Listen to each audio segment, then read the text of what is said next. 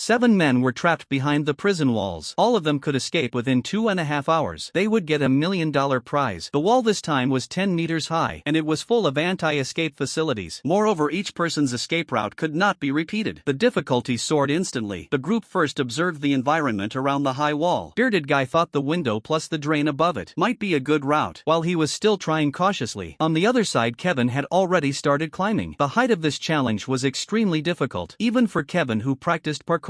It was not easy, fortunately, compared with the previous concrete walls. Although the prison wall was tall, some brick gaps could be used as handholds, and the main obstacle on the route Kevin chose was the barbed wire blocking the top. He thought he would have to detour at this point. Unexpectedly, he directly pulled the barbed wire apart with his hands. It only took him 2.5 minutes to escape successfully. Chang immediately followed and started climbing too. The route he chose had more fulcrums, but it required multiple jumps. Fortunately, this place had long been abandoned and the power was cut off, so the wires and electrical boxes could also become stepping stones for him. Then Chang successfully reached the top of the pillar. He then supported his body with both hands, slowly moved sideways, and became the second person to escape from the prison. Bearded Guy tried to climb the water pipe above to escape, but his own jumping ability was not enough, so with the cooperation of several people, he catapulted himself to the thin pipe 6 meters high. But this move was also extremely difficult. It not only required tacit cooperation from everyone to seize the perfect takeoff opportunity.